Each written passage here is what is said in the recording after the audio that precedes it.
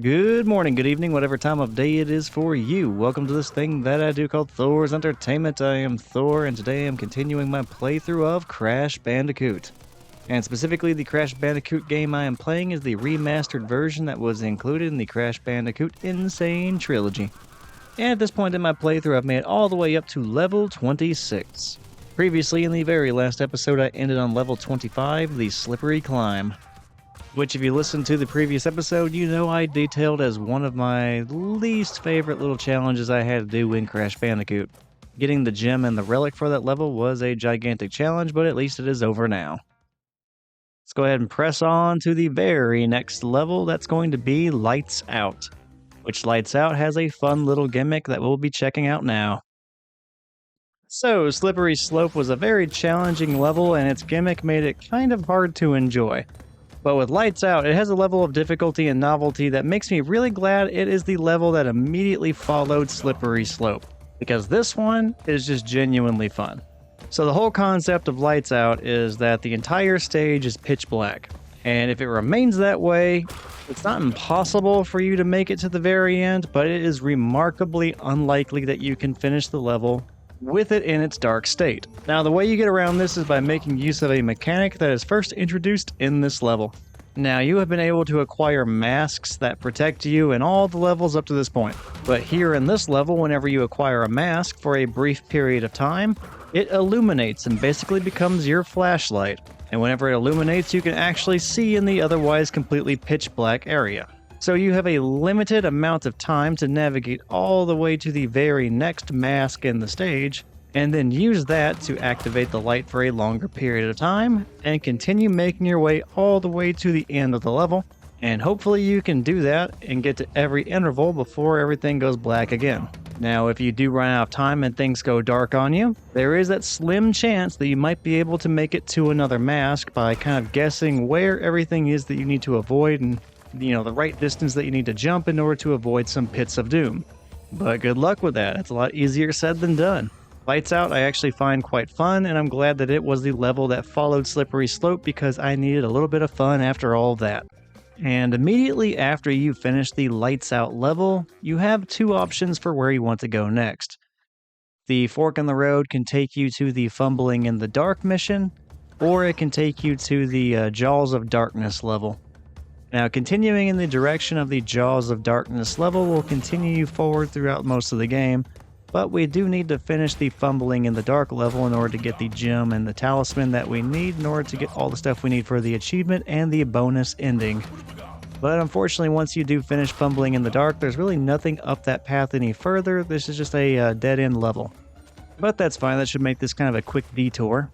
And Fumbling in the Dark has the exact same gimmick as the previous level, Lights Out. Once again, we find ourselves in the darkness, and the only way to light up the area is to acquire some masks.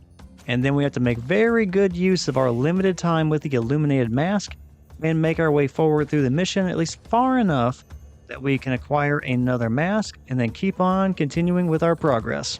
Unlike the previous level that had this gimmick, this one we actually have the capability of getting all of the boxes for, and as a result we can go ahead and get the gem for this level. So yeah, we're going to go ahead and knock out both the gem and the relic for this level. And I think trying to get the gem for this level is actually harder than trying to get the relic. And that's just because you're trying to get all of the boxes for this level before the illumination goes away while you're progressing through the intervals where a mask is available. But instead of doing that whenever it comes to the relic, all you have to do is hit the mask and then run as quickly as you can to the next mask, and then the next and the next. And once you understand the timing for all the obstacles along the way, it's really not bad trying to get a gold or platinum relic. And since you're going so quickly, there's not really a scenario where you should run out of time for the illumination on the mask. So at no point besides maybe whenever you first start the level, you really should not be in darkness for very long. And while we're at this part of the level, you can kind of see that to the left and the right, there are these little shields and spears and axes on some platforms. Gee whiz, if you screw up the timing jumping on these moving platforms, you can jump to the side on the left or right in some cases and land on those. And you can use those as a temporary platform while you wait for the actual moving platform to return to you so that you can make use of it. Although if you are resorting to that, there's a good chance you're going to run out of your illumination time on your mask, so best of luck timing your jumps between the moving platforms. And yeah, I did end up suffering one death a moment ago, but that's alright, we are back on track, and we're at the point in the level when we have to start using spiders as temporary platforms to jump onto, bounce off of, and then land on more stable footing. And using the spiders as trampolines is starting to remind me of the turtles back on the road to nowhere and the high road, which I did not do too great whenever it came to using those turtles, and I have to imagine I may suffer a similar situation here. Only with the added difficulty of being timed before the lights get turned off and I have to just kind of hope for the best wherever I'm jumping. Which, as we saw, my skills whenever it comes to making a, best guess for where I need to jump whenever the lights go out, that usually does not turn out so great, and that's exactly why I ended up dying just a few moments ago. So yeah, that's kind of what that looks like. And you can kind of see just hoping for the best and jumping in one direction doesn't usually work out all that well. Fortunately, that was just a temporary setback. We made it to the end of the level. We ended up getting the gem, and now we get to backtrack in the actual direction we need to go to progress towards the end of the game. It is time to advance to the Jaws of Darkness. Oh no, wait, I did it again. I don't know why I'm doing that so much. Okay, what we're actually going to do is start off by going to the beginning of that level one more time, and then we are going to activate the time trial, and then we're going to advance to the very end of the level, and then we're going to either achieve a gold or platinum relic. And after that time trial, at that point, we will advance to the Jaws of Darkness for real. But yeah, I don't know what it is. Maybe it's just because I'm not used to repeating a level immediately, but mentally I'm just thinking to myself, yeah, I finished a level, so yeah, we're gonna go ahead and go to the next level. Oh man. Something in my head is just not thinking to myself, yeah, we gotta go back and do the relic part first, and then we're gonna go to the next level. That was really enthusiastic about the idea of going forward to the Jaws of Darkness level, although in retrospect, I'm not really sure why I was so enthusiastic about that. Like, I seemed really excited about it, but in all actuality, the Jaws of Darkness is another one of those really long levels that is not the most fun to try and do a time trial for or to try and get the gem on that level. Which at this point, we're only going to be able to do the time trial for the Jaws of Darkness anyway, since it requires one of the colorful gems in order to get the gem for that level. Oh, alright, I screwed up the timing and now I am in the dark. I guess I just go for it. And alright, I made it, I got the mask, we are illuminated again, we are back on track. Hopefully that was not too big of a setback time-wise and I can still get that gold or platinum relic. And we are nearly at the end of the level, so as long as I don't screw up here, I'll at least finish, and we'll check the time. Okay, we finished the level with a time of 1 minute and 42 seconds, which is good enough for a gold relic. Alright, for real this time, we are done with the Fumbling in the Dark level. We're going to go ahead and backtrack, and we're going to continue down the proper path to get us to the end of the game. And standing in our way for the very next level is going to be Jaws of Darkness, which it is another one of those interior temple levels where there are a bunch of snakes and arrows in the walls and moving platforms, fires on platforms that you need to jump to, so you have to time your jump whenever there's not a fire there, all that good stuff. And this is one of the longer levels in the game, so there is that added difficulty of trying to be perfect on a very long stage. Although this is still nowhere near as bad as the slippery slope. Although, like I mentioned earlier, this is a level that you unfortunately cannot get the gem for on your very first attempt. Instead, it's one that we're going to inevitably have to backtrack to later, after we have acquired all of the colorful gems that we can on our initial playthrough. I think this one requires the blue gem, which I guess technically we already have, but still I'm going to commit to my idea that any stage that requires you to have a colorful gem in order to acquire the gem on that stage. And yep, there's that blue platform right there, so I definitely could have done this completely here and now, but like I said, I'm going to commit to my original idea. It's one that we are going to backtrack to once we have gotten all the way to the final boss of the game. That way, once we backtrack to them, we should have all the resources that we need. And then once we collect the resources we could not get the first time around, we will have everything we need in order to check out the final cutscene immediately after we defeat the final boss. So yeah, we'll go ahead and just add Jaws of Darkness to one of the many levels that we have to inevitably backtrack to later on. Which, if I am counting this right in my head, I believe there are going to be 9 levels that we have to backtrack to later. One we have to backtrack to get the final, the last colorful gem of the game, because that level is going to be the only one with a colorful gem that requires you to have another colorful gem in order to get it. After that, pretty much every other stage in the game that requires you to have a colorful gem is open to us. It does not matter what order we go in at that point, we can get the gem on those levels at pretty much any time. It'll be nice to have kind of a montage of some of the previous levels right before we finish the game. Anyway, while I was talking about my plans to backtrack later on in the game, I did end up finishing up the Jaws of Darkness with a time of about 1 minute and 48 seconds, which is good enough for a gold relic. So with that out of the way, we went ahead and pressed on to the very next level, which is going to be Castle Machinery, which is going to be remarkably similar to the Heavy Machinery level that we did a little bit earlier on. It's going to have the exact same style of layout on the level, and the gimmicks are going to be mostly the same, just a slightly more advanced version of it, depending on, which one you feel like is the more difficult level. I will say that with Heavy Machinery, it was a lot more of a side-scroller from left to right, and with Castle Machinery, there are going to be times when it requires you to jump forward and backwards, as opposed to just left and right, kind of testing the depth of the level a little bit more. And even though it's just a slight difference in movement, it is something that definitely caused me a few different deaths. Because on a side-scrolling style of stage, trying to guess how far forward you have to jump or how far back you have to jump as opposed to left and right, it is kind of hard to judge. At least it was for me. In fact, we are nearing the part of the level that I was referring to. Like, we're going to come up to this point where these platforms rise up, and if you let them rise too far before you move to the next platform, you are going to hit one of those hot pipes, and it is going to reduce Crash to ash. But towards the very top, it's going to stop requiring you to just move from left to right to get on these platforms. Instead, you're going to have to start moving forward and backward.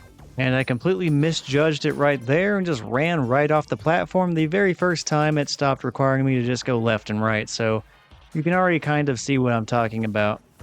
It is a minor change, but it is one that kept screwing me up, and I guess I can just go ahead and blame it on Crash Bandicoot having terrible depth perception. That's right, I'm blaming the fictional character that I am controlling instead of blaming myself. I mean, it's not like Crash is going to contradict that statement. He is kind of the quiet type, so I guess we're just going to have to go with whatever I say as being true, and yeah, I'm going to go ahead and blame Crash and his depth perception for our losses there. It definitely could not be anything that I was doing. But yeah, Castle Machinery and Heavy Machinery share a lot of the same hazards and enemies. Now with Castle Machinery, kind of like what we just saw there with the little elevator platforms rising you into the heated pipes, there are some new hazards being made out of some of the existing ones from that previous level, but they are ultimately the same hazards, just kind of repurposed and reused in new ways. And put a pin in the idea of things that we would typically use for transportation for Crash, leading us into those hot pipes of doom, because we're not done with that just yet. Actually, now that I think about it, we are a lot closer to what I was referring to than I thought, so don't worry about putting a pin in that. We're about to see exactly what I am talking about right here. Yep, on this level, even the trampolines that we would normally use in order to get various fruits and other, perks for Crash, yeah, they're just going to propel you sometimes into those hot pipes of doom and just give you that instant death. So even the unassuming trampolines that we usually associate with being a benefit is trying to kill us. And now that we are aware of that, we'll go ahead and jump back down to that level. Only this time we're going to very carefully jump past the trampoline instead of onto it and avoid being burned to a crisp once again. So yeah, hopefully we can avoid that fiery demise happening anymore throughout this level, although if I'm being honest, I don't actually remember if I fall for that one again. So there is a solid chance I end up falling for that same trick later on in this level. At the very least, we are very close to a checkpoint, so even if that does end up happening, we're not going to be sent back quite as far as we were just a moment ago. But even if we do not fall for that trick very specifically, there is another thing that's going to cause us a hazard that we just cannot avoid. And that is going to be a box breaking puzzle. It's kind of similar to what we would normally see in the bonus levels where we have to jump on boxes in a specific sequence. And only by doing that can we end up breaking every single box while also avoiding dying, because if we end up breaking them in the wrong order, well, you just saw what happened if you break them in the wrong order, which, ironically, I don't think I broke them in the wrong order. I think I just screwed up the final jump to the platform after breaking the last box. So yeah, we're gonna have to try that one again. But yeah, you're trying to avoid breaking the boxes in the wrong order, because if you do, then unfortunately we were going to fall to the undefined depths below, and we just know that we're going to lose a life. Emphasis on the losing a life part, because unlike a bonus level, this one is actually in the main level, so yeah, it counts. Alright, and now we are approaching another elevator puzzle where the platform rises us up into a hazard. Only unlike the hot pipes from before, they're trying to rise us up into some camera robots. And even though the hazard is different, the result will be the same if we end up touching it. It'll end up killing Crash, and then we have to start the whole thing over again. Fortunately, we don't just have the option of avoiding it like we did previously. We can avoid these camera robots, but luckily we can also just use Crash's spin attack and then just send them flying. So this one is a lot easier than the previous one, and I will take that. And now we have one last final challenge, which is similar to what we saw back in Heavy Machinery. We ride a platform through the various pipes, both frozen and hot. Avoid the hot ones and use the frozen ones as additional platforms. Since we broke all the boxes, once we reached the very end, we just grabbed the gem, entered the portal, and called this level done. Or at least the first part of it, because we have to backtrack back to the beginning. Ha! I did not forget this time. And yeah, we're going to be starting the time trial in order to get the gold or platinum relic we need for that trophy. You may have seen it before I hit the stopwatch to start the timer. I ran forward and knocked an enemy out, and then I had to backtrack to the clock. I always like to do that to make sure there's just one less hazard in front of me, even if it's an easy one, because you just never know. I was actually a little bit worried I had gone too far, and the reason for that being that if you do progress too far in the level and then start backtracking, the stopwatch will not be there whenever you return to that part where it should be. Fortunately, I did not go too far, the stopwatch was there, and well, we are actively participating in the time trial, so things are going pretty good. And at this point, we have already returned to the first elevator challenge, where we are trying to avoid the extremely hot pipes that can reduce Crash to ash. And it turns out that apparently Crash Bandicoot's depth perception has greatly improved, because he manages to navigate all the platforms around the hot pipes without having any issues whatsoever. So yay, Crash over here is starting to, improve with his depth perception. It's definitely not like I played through this level multiple times and just got better at it or something. And with that out of the way, we can go ahead and progress through the various levels of this level, and eventually we're going to approach the trampoline trap, and I gotta remember that from last time. Keeping that in mind once I get there, I just gotta remember to, not actually hit the trampoline, just slightly jump past it, and then we're good to go. Even so, I guess I do have a level 2 mask, so at least it would not be an instant death if I were to screw that one up again, but still I'd like to avoid that if at all possible. And I did exactly that, so now we're just going to move on to the last of the elevator challenges with the camera robots, which really should not be too much of a challenge. Oh wait, I forgot about this little box puzzle, but it's really not that difficult when you're not trying to get every single box. So that went really smoothly and easily. I managed to get all of the clock-stopping boxes, and now we're moving on to the elevator challenge. And then the last real thing that has me concerned is just riding the platform from right to left and avoiding the hot and cold pipes respectively in the right order and in the right way. Because, of course, that mask of mine will probably not save me if I end up screwing up that jump and falling to the infinite doom below. Oh wait, actually I just lost my mask, so yeah, I'm even more vulnerable than I thought. Even though we had those camera robots, that's pretty much the only thing that has me worried, and besides that, we're pretty much home free, and we're gonna probably end up with a gold relic, but well, I was gonna say maybe I ended up with a platinum relic, even though it was doubtful, but yeah, there it is. That is a gold relic, which gold is fine, it's good enough for me. Let's go ahead and press on to the next level. Which, oh man, I just realized the very next level is actually going to be the second to last boss of the game. And that is going to be Dr. Nitrus Brio.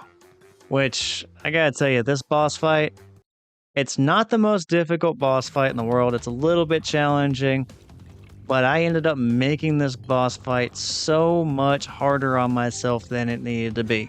And it all came down to one giant misconception about what I needed to do at the very end of the boss fight. Now, when we get there, I'll explain exactly what I mean, because once you see it, it gives some added context that really helps to understand where I screwed up. But yeah, let's face off against Dr. Nitrus Brio. So Dr. Brio comes in two different phases, the very first of which is whenever he throws a combination of potions at you. The first of which is going to be the green potion, which creates these blob creatures, and you have to jump on those blob creatures. Whenever you do, some of their blobby goo gets shot at Dr. Brio as a projectile that damages him. Now after you damage him, he switches to the purple potions, which are explosives, and he starts throwing those at you, specifically the position you were last in. So just keep moving, and he shouldn't hit you unless you U-turn back into the potions and you blow up that way, which definitely can happen. But eventually you hit phase 2 just like I just did, and he said, screw it, I'm going to go ahead and drink the potions and turn into the hulking version of Dr. Nitrus Brio.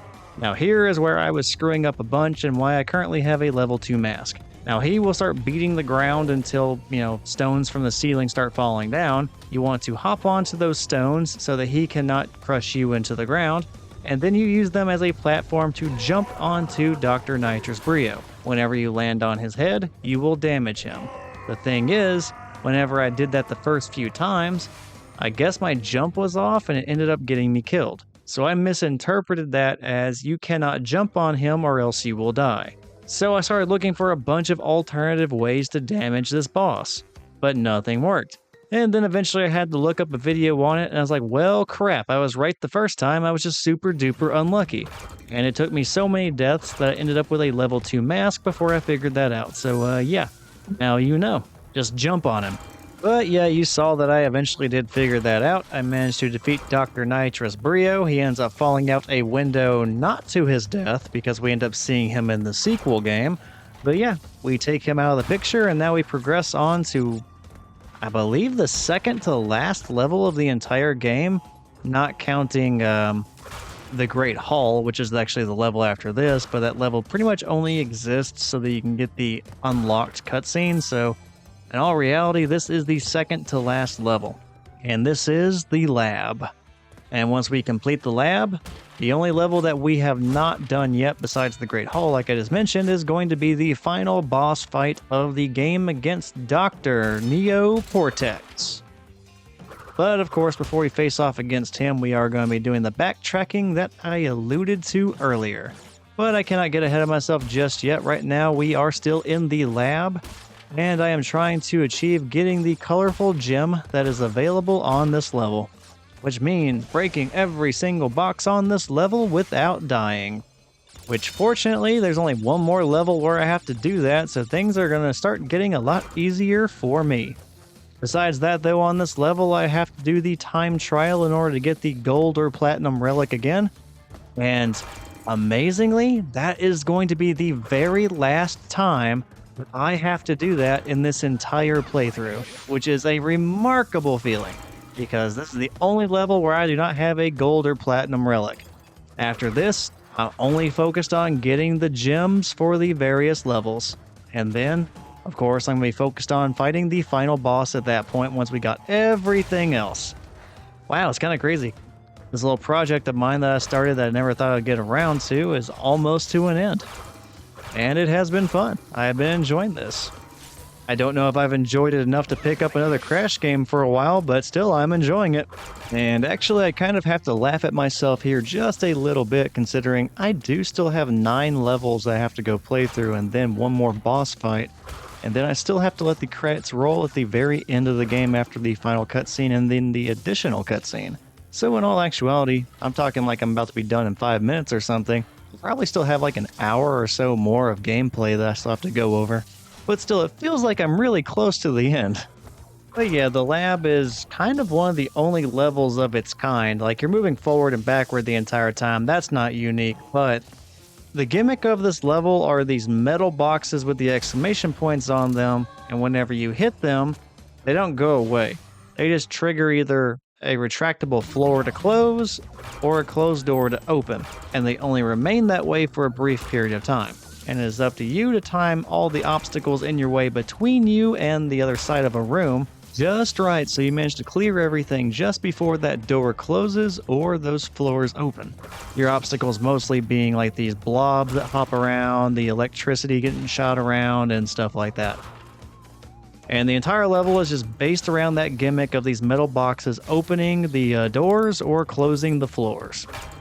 And I can't think of any other level that has this gimmick, so it's definitely a one-off and a nice touch for the second to last level that's actually a level. Again, the Great Hall is technically a level, but there are no enemies or obstacles or anything like that. You just enter it, and if you've done everything you need to do, you can advance to the end of the stage and watch a cutscene. That's it. So it's not really like a real level in my eyes, just kind of a gimmick so that you can see one more cutscene. And with that description of the level out of the way, we are nearly done with this time trial. We already completed the level previously and got the colorful gem. And now, yeah, we wrap everything up and we have a time good enough for a relic and we're able to press on. And by press on, that means we are finally moving into the backtracking stage. We're going to be going back to the levels that we could not do anything with fully, mostly due to us not having a colorful gem at the time. Now that we have pretty much all of them with the exception of one, we can access areas in a level that we previously couldn't, and because of that, we can then break every single box on that level and finally get its gem. The first one that we are going to be starting off with is going to be Lights Out. We're backtracking to it because that is the level with the last colorful gem that we need. And it has the unique distinction of being the only colorful gem that requires you to also have another colorful gem in order to get it.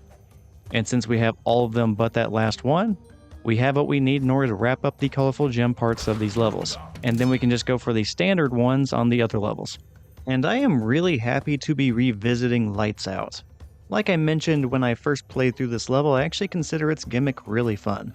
And even in scenarios like this where I'm trying to get the colorful gem, or the first scenario where I was trying to play through the level where I was doing the time trial, in both those cases I was put in a situation where I could not die. I had to finish the level from start to finish without any sort of losing of lives. And sometimes that can ruin the fun of certain levels, especially the longer ones. But in the case of Lights Out, it's not crazy long, its gimmick is fun, and I do not mind revisiting it and having to do a deathless playthrough of it again.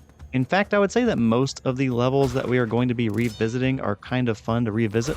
There's only like one that I can think of that I could do without going through one more time. For the most part though, getting to revisit them does help to redeem some of those levels, especially when we're finally put in a situation where, with the exception of here in Lights Out, we don't have to worry about trying to be perfect and not dying the entire level in these revisiting levels. And I think that does help the enjoyability of those levels quite a bit. And now we are at the top of the alternate path that was provided by having the colorful gem. It carried us all the way up here to the end of the level, the alternate end to the level, because there's actually two different portals to end Lights Out. And yeah, at the very top of that tower happens to be a few additional boxes that we needed to break. And having done that and not died a single time in the Lights Out level meant we ended up getting the colorful gem for that level, the very last one. Now all we have left are 8 other levels that we need to backtrack to, but all of those only have standard gems, which means we have the flexibility of being able to die and not having to be perfect and start the level over every single time we lose a life. So yeah, all the additional levels that we have left should be a lot less stressful. And the next one that we are going to be revisiting is going to be the Jaws of Darkness. Now, I mentioned earlier that in hindsight, I actually could have completed all the collectibles for this level because I happened to have the colorful gem that was needed for this level already. But I decided to go ahead and save all the backtrack levels to be done in a specific sequence. So, yeah, we'll just ignore that I could have done this earlier, but one of the things I did not point out earlier were that there are additional icons here for bonus levels. There are 2 different sets, one for the other Bandicoots and one for Dr. Neo Cortex. And we've only seen the icons for Dr. Neo Cortex one other time, and that was at Sunset Vista. And the Dr. Cortex bonus level was for a collectible key that we would end up needing later on in order to activate the final cutscene. And there are only 2 collectible keys in Crash Bandicoot.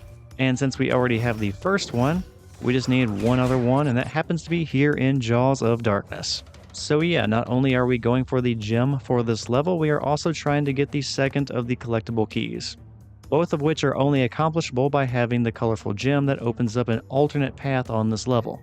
We are still a good distance away from the 2 bonus levels though, although I will try to point those out once we get there. But yeah, Jaws of Darkness is a pretty large level. And whenever you're trying to speed run your way through it, it's not the most fun because it really sucks when you're like halfway through the level or further, and then you die and have to start the whole level over again. Just a little something like having the checkpoints to only take you back a little bit goes a long way. And I would say getting to play through the level again without having to worry about trying to be perfect, yeah, I like that version of this level a lot more.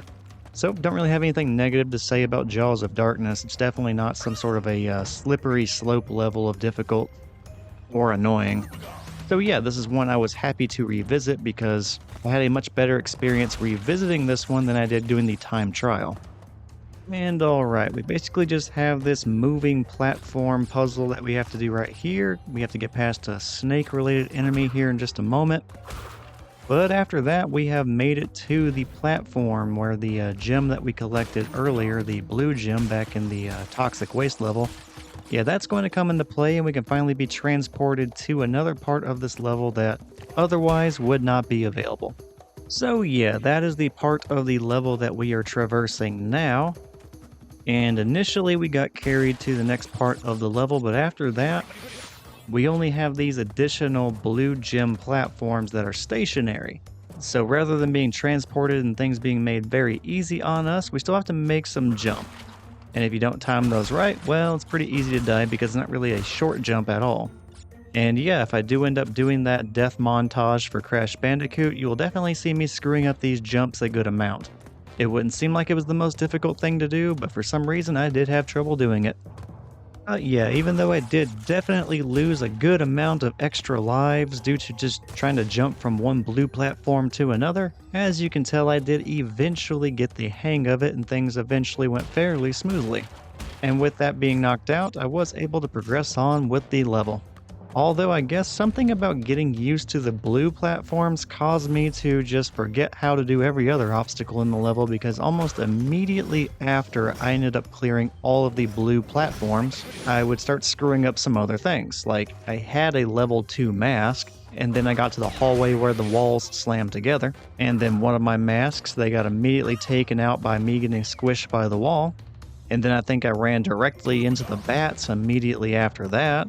And then suddenly I had squandered 2 masks in a period of about 5 seconds.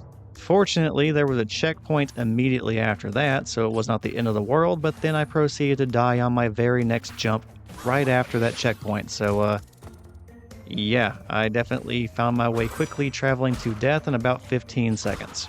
Don't know what happened there, but I was not getting any of the obstacles correct.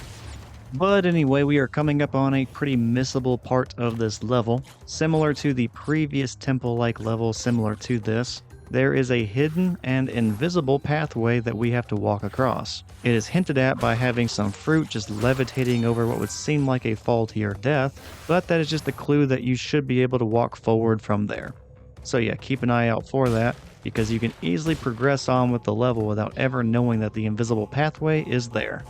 But since we did not walk past the hidden walkway, we went ahead and traveled through it and found the hidden bonus level. Specifically the Dr. Neo Cortex bonus level, which means we are about to get the second of the collectible keys that we need. All we have to do is carefully time detonating the TNT boxes and then crack open the rest of the boxes without falling to the death below, which we did successfully, which means we now have the collectible key that we need. We also destroyed all of the boxes along the way, which means we are still on track to getting the gem for this level. And alright, with the Cortex bonus level already knocked out and with us with the collectible key that we needed, all we have to do is just take another hidden path back to the main route to the end of the level. And of course I immediately died right after that bonus level, but now we are back on track. Basically, besides dying and finishing the level, the only key thing that we still need to do is the other Bandicoot related bonus level, which the last of the icons we need for that bonus level is going to be right next to the platform to which we need to travel to get there, which is right up here in front of the very last hallway that we need to traverse before ending the Jaws of Darkness level. So after popping open that last crate and then hopping into the portal, we are ready for the bonus level. And for this bonus level, it is another one just like with the Cortex one that contains some explosive boxes in it. However, I would say this is much easier in comparison because those explosions are a lot easier to avoid on this level. And if I'm looking at this right, there is no way for you to become stranded on the metal boxes if you blow up the TNT boxes in like the wrong order or too soon or whatever. So overall, this bonus level is a lot more forgiving than the one we had to do in order to get the collectible key that we needed.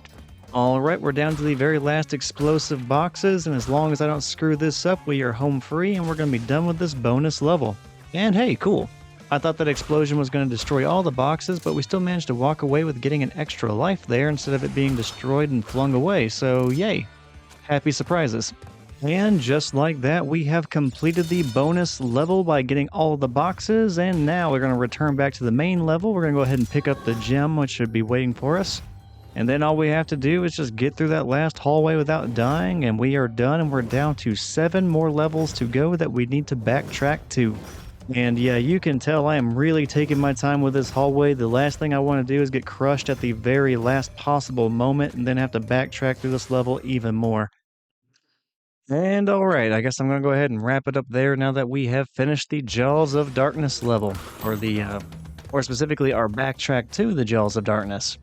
So yeah, in this episode we managed to knock out the second to last boss of the game, Dr. Nitrus Brio, and then we also started our backtracking to the levels that we still need to get gems for.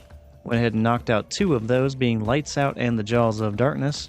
That means we have 7 more levels to backtrack to, and then it's time to face off against the final boss of the game. So yeah, we're getting pretty close to being done with this thing. We'll pick up the next backtracking levels in the very next episode. And I'll just go ahead and end this one here. Just thank you for watching the video, and I hope you enjoyed it. If you did, I hope that you will continue to watch the episodes I am putting out. For now though, take care, and hopefully I'll see you next time.